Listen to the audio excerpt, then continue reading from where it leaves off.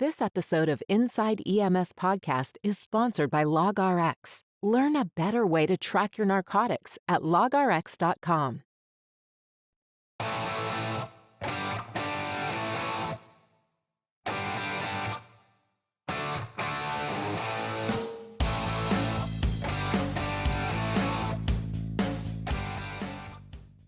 Well, here it is, another week, and it's time to go inside EMS. I am your host, Chris Cebollero, and you can see to the space to my right, I don't even know what to say, I'm not even talking right, is my good friend. He is back from special assignment. He was out doing the things that he does. I don't even know what he does. He just takes off and says, Chris, I got to go. I just do. But here he is, the one we call Kelly Grayson, KG. Welcome back for another run. But how busy are you traveling around the country, delivering education to the next generation? And I actually said, it's not only the next generation, but you polish the current generation of EMS provider with your tales of woe.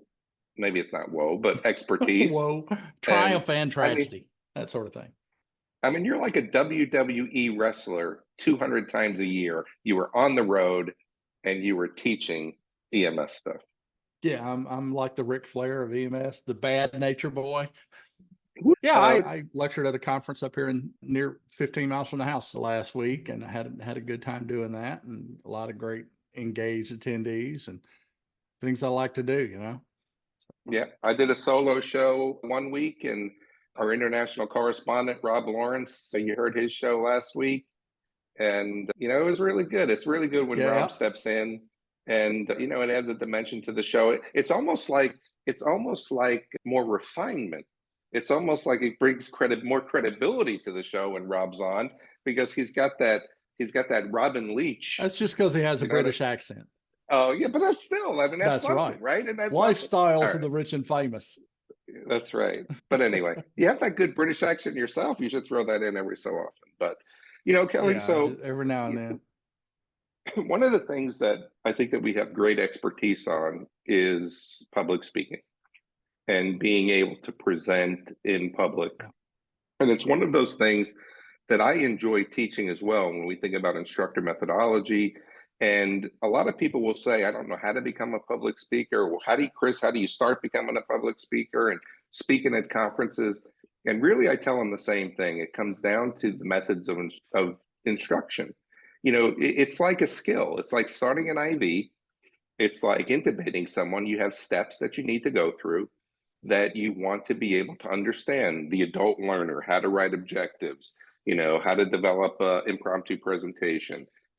I think PowerPoint has ruined the platform instructor. When I first started speaking way back in 1986 and 87, there was no PowerPoint. We were using slides and then so on and so forth. But I think the big one that people really need to be able to feel comfortable with is different presentation skills, right? So if you want to be a dynamic speaker, you need to be able to work on your presentation skills of what it takes to deliver the message. We could talk about preparation. Yeah. That is the most important component of being a good public speaker, being able to prepare. And I have this process of preparation where I will prepare 4 to 6 hours for every hour of instruction that I'm going to give, right? I want to give them something new. So if I'm teaching something that I always teach, I want to find something new that I can give in case there's somebody in the audience that has heard me speak before. Oh, that's new, or something to that effect. Yeah. But I thought maybe it'd be cool to spend the show, you and I, talking about our experience and talking about presentation skills. Yeah, and there's definitely an art to it. It's not something that comes naturally. It's something you have to practice and polish a great deal to do. You work 4 to 6 hours for every hour of a presentation.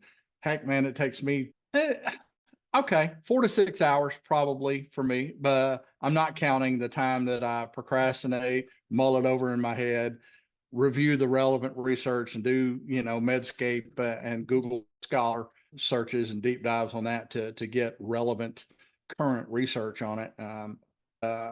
The actual putting it down, probably 4 or 5 hours for an hour. I don't want to qualify that. I think you said it right. It's not the building of the presentation. It's actually going through the presentation as if I was giving it to you. That's what I'm talking about. But let me ask you this question, Kelly, because one of the big things that people have challenge with is stage fright, right? When we speak. And sometimes we have stage fright even to this day. And I think we're very accomplished. But I think the first thing is, in the beginning, as you started to kick this off and we deal with the stage fright, the heart racing, the sweaty palms, the pacing, the hand wringing, and our voice cracking. How did you get over stage fright initially to get yourself to an experienced instructor? I'm gonna tell you something that's gonna piss you off. I never really had stage fright. I never Come really had on, stage come fright, on, but Kelly, that's a, come on.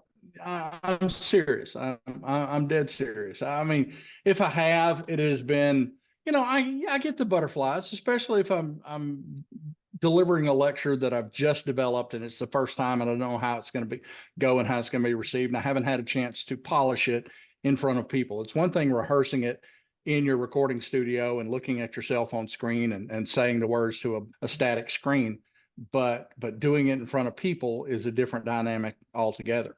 So but as far as stage fright, that's about as as tense as I've ever gotten. It's just wondering how this is going to go and playing it by ear. The thing is I'm an extrovert on podcasts and at EMS conferences, and that sort of thing. And that's a role I play. You're not looking at Kelly Grayson, paramedic at an EMS conference, or listen to me talk and deliver a lecture. I kind of shift into salesman mode, and one of my first teachers in high school in marketing said, teaching is just knowledge salesmanship, and you got to sell the sizzle, not the steak.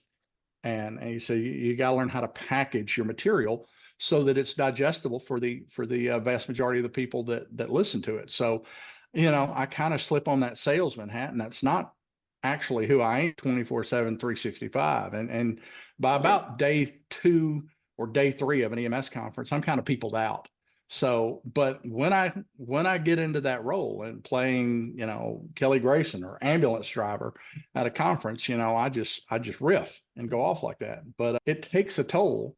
I don't get nervous during the fact. I get tired, extremely tired afterwards. And all I want to do is just sit and drink a beer and Yeah, but I think that has to do, I get the same way. But I think the reason that we get that way isn't, because I believe it or not, I'm the same way. I love to be in front of people. I love to speak. I'm very dynamic. I'm very energetic, yeah, but I'm socially awkward in social settings. You know what I yeah, mean? And so I'm the same way. So I have this extrovert in doing the show. It's all about education for me. It's all about teaching for me.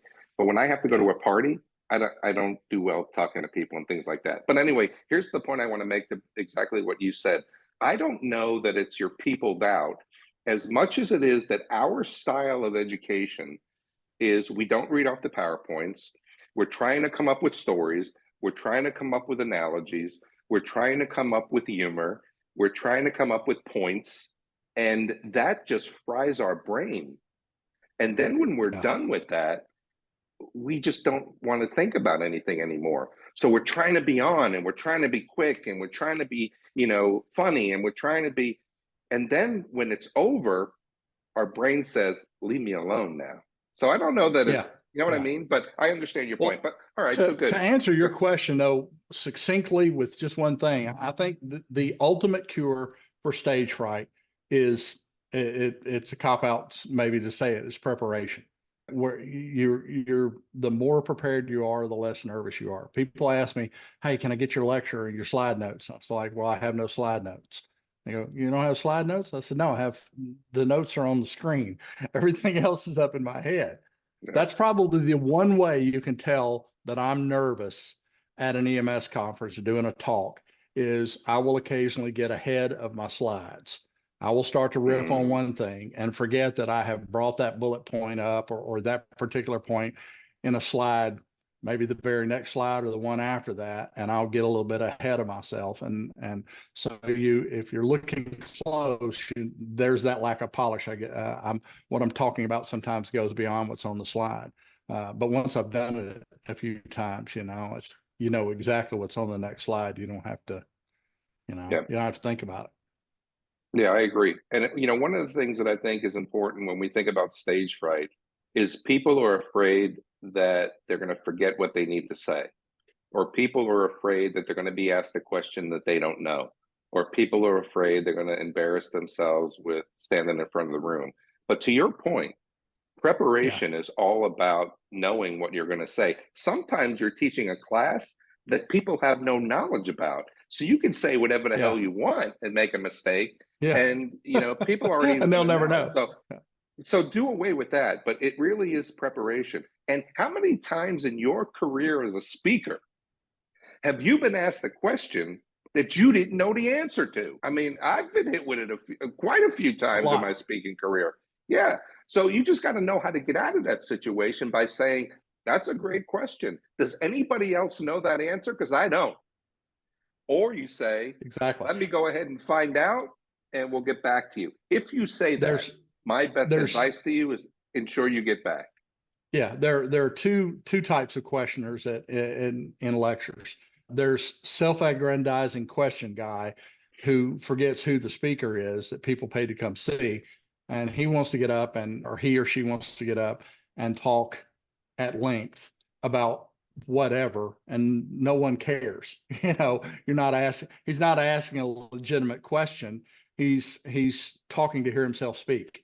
Those kind, you just nod and acknowledge politely and then shut them down and move on quickly to someone else. And then there are the ones that have genuine questions. And truthfully, I love those kind of interactions, even especially when it doesn't frighten me when I don't particularly know the answer, because this is if you look at that rather than, oh, that stumps me, this is a way to get the rest of the audience participate in the presentation. And that is what people value. They want interaction in a presentation. And when you can foster some good discussion there, that really adds to the flavor of the thing. So if you're a master of Socratic dialogue, which I have learned to do through years of teaching, that you're not standing up and just expounding, you are leading a discussion and making course corrections along the way. And the people listening to you make the discoveries, and you just, yes, you got it. And that's sort of thing. So if you're good at Socratic dialogue, you can take those and enrich your presentation with them when you're hit with that question that you don't quite know the answer to. That's a very good question. Who wants to answer it? Yeah. And you're not, work. you don't know what, you don't know, I've said this before. If you know everything there is to know about EMS, raise your hand. If you know everything there is to know about public Exactly. speaking, raise your hand. If you know everything there is to know about the topic you're speaking about, raise your hand, right?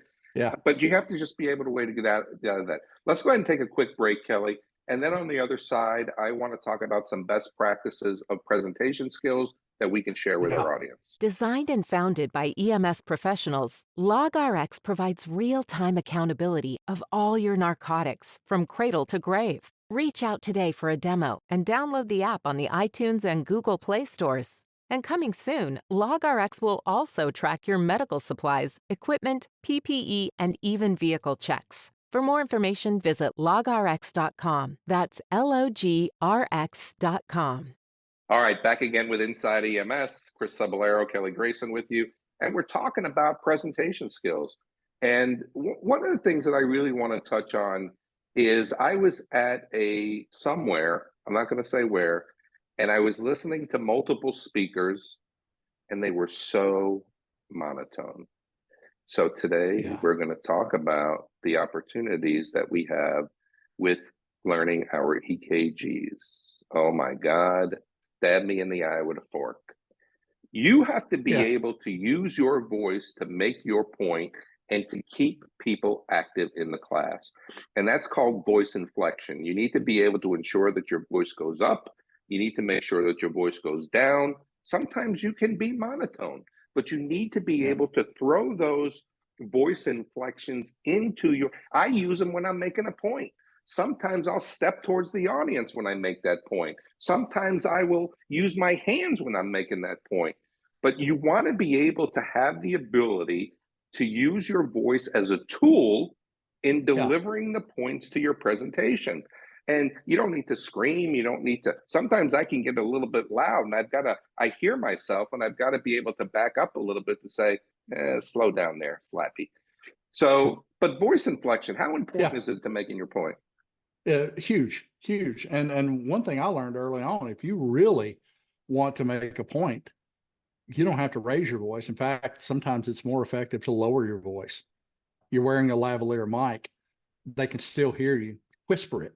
And everyone kind of leans forward again. You whisper it one more time for emphasis, and then you change tone. Maybe you thunder like a preacher from the pulpit, and or whatever. But if you really want to get people leaning forward and looking at listening and sitting on the edge of their seat, that's one way to do it. You see, and people that change their inflection and change their tone of voice and modulation are, in some sense, they're good performance. And a good lecture is a performance.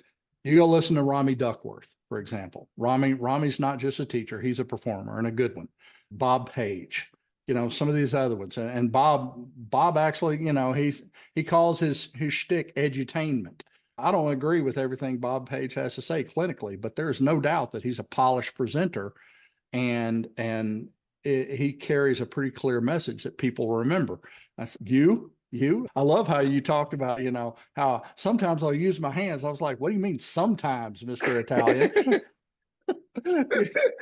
You tie my What do you hands mean behind my about back, I can't sometimes I talk, use my right? hand? What? Yeah. You That's talking right. to You're me? mute. But that sort of thing, the two things will carry a presentation, and it depends on what you want to do. That some people have really, really good data, good information, and it's wasted because they rely entirely on the data and information to carry the lecture. And some people have very bad information and very sometimes incorrect data or simplistic data, but force of personality carries them through. And without naming names, we know who those people are, and we've listened to them before, and they're both successful in their own ways. But the best presenters have really good, relevant, clinically accurate information, and they present it well. And one of the things that that I pride myself on is people ask what's your shtick? And I say, I'm a professional explainer. And that's what I do for a living is I take complex, Complainer? nuanced subjects and I explainer. Yeah. Should I have said it with my hands so you can hear it? Yeah. I'm a professional explainer, and I take complex, nuanced topics and break them down into digestible take-home messages. And there's an art to it as well. But I think even the best presentation skills or the best information is lost by people making simple mistakes with their materials. They make simple mistakes with their materials. Like, Yeah. how many times have you ever gone into a lecture and someone had just the most horrible tiny fonts? You had to sit in the Yeah. very front of the room and squint. It was rife with spelling and grammatical errors and that sort of thing. And we've all had those, but to continually make them is a sign that you haven't polished it very well. When you develop your materials, what's your go-to? What kind of font do you like, size, background, that sort of thing? I don't really, I like the Bookman old style. I like to probably, depending on the size of how much information I'm putting on the slide. And when you think about that, it's no more than 3 to 5 lines, no more than 3 to 5 words per line. Yeah. Depending on how many lines I'll put on, I'll make the words fit into the slide. So I don't set my presentation up that they're all the same font. I Yeah. set it up based on the slide and based on what I want to get across with that slide. I'll Yeah. put a picture, and I try to use more pictures than I use words, but I like the Bookman old style. I like Tahoma, whatever the heck it Tahoma. is, Tahoma. And how about you? What do you use? I'm a fan of Calibri, or Arial, because it's simple, it's clean, it works really well. And some people are going to slay me for this. I like to use for the slide titles, Comic Sans. And Oh my everyone's like, oh my gosh, God, you use Comic Jesus. Sans. How lame is that? You know, It, but for the titles, I think pretty lame. that Let me looks pretty answer good. it for you. Pretty lame. No, it's not pretty lame. If you do your entire presentation in Comic Sans, yes, but slide titles, I want it to be visually appealing and make that kind of thing pop a little bit. One thing that I've graduated to over the years, I started out with I had the Meta Training Solutions slide background, and every one of Hmm. my presentations had the same slide background. It was an ambulance or an EMS themed slide background with my company name across in tiny little red font on the lower left right corner, and over the upper left corner was a tiny watermark with the presentation name. And I kind of got away from that because it got kind of tired, and I wanted something with less words. So now just about all of my presentations are the slide background is a photo Hmm. that follows the theme of the presentation. And it's all photo slide backgrounds. And what I will do is I will mute that photo in the settings. It says slide background, save your photo as slide background. And I will dim that photo so that light text pops against it. And then I'll Mm, just bring my stuff up that way. think, And with photo backgrounds, one thing I've learned is, I like to put a photo on the slide that has to do with the point I'm making to illustrate that point. If I'm talking about medications, I'll have this drug, I'll have a photo of a vial of that drug up there or whatever the case may be. Or if I'm talking about the mechanism of entry in this scenario that I'm talking about, there will be a picture of the car there. But one thing mhm. I've learned to do that really makes those stand out is as I don't just cut and paste something in there. I remove the slide background first. I mean, or the photo background first. So there's no white background square just superimposed on the slide. It looks like it's just put in there. And that looks more visually appealing. I think the Yeah, I have no biggest idea. mistake I have people no make, idea what you're talking about. There I go. biggest mistake people make font wise is too damn small. The font is too damn small, or it does not contrast with the background. The old tried and true is like a blue background and yellow or white font, or a black font on a white background, or vice versa. It has to be highly contrasting. And they have this, this really dull background, and the font's color doesn't contrast very well. But Mm, minimum, folks, 24-point font on your slides at minimum. You don't have to get huge with it, 24 to 28. So all my slide presentations, I will go into the slide master, and the main bullet point is 28-point bold font. The secondary bullet point is 26-point bold font, and all the other ones below that are 24-point font. So even the smallest sub point, if I use that small subtext is at least 24-point. You can see it from all the right, we back got of to the room. stop. We got to stop. We're spending too much time on fonts. I'm tired of hearing about fonts, man. But the last point I want to make is a couple tips. I'm actually at a speakers summit that's led by a gentleman named Les Brown this week, and Les Brown Did is he bring a his big. brand of renown with him? He did not, but he is a great public speaker. I mean, he talks to hundreds, thousands of people at a time. I'm honored to be in his class to learn how to be a better speaker. But he's got a saying that never make a point without a story, never tell a story without a point. But I also Yep. want to give you another tip. One of the things that you need to be able to do to engage your audience is use your questioning techniques.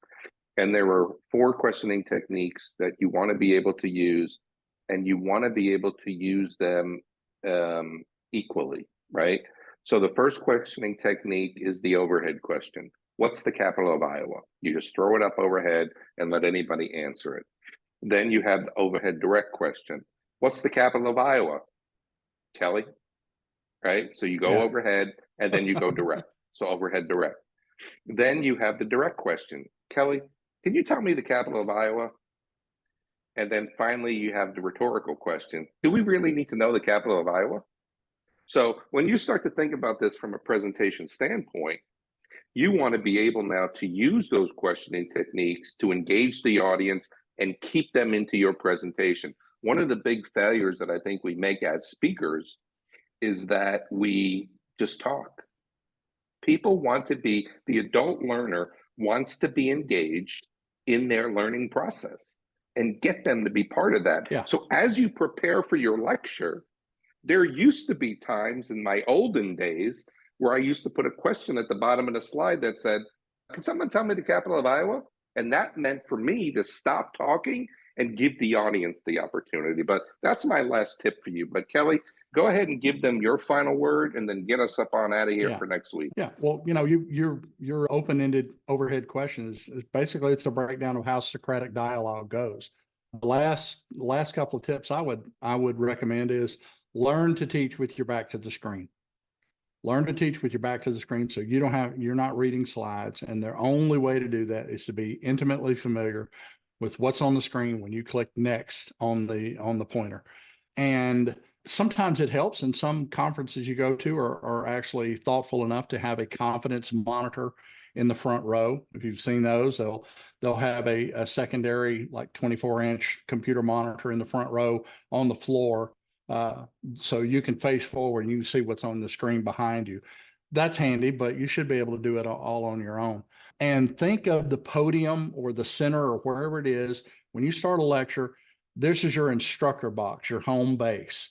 And don't just stand woodenly behind a lectern. Move around a little bit. I sometimes overdo it. No one likes a stalker that runs to the back of the room, is always having to crane their neck to see them, but move around a little bit. And when you need to kind of center yourself, return to your instructor home base and move on to the next slide. But hey, that's what I do. We've heard what Chris does. We'd like to hear what your thoughts are and your tips and techniques to being an effective and polished presenter. Hit us with those at the show at ems1.com.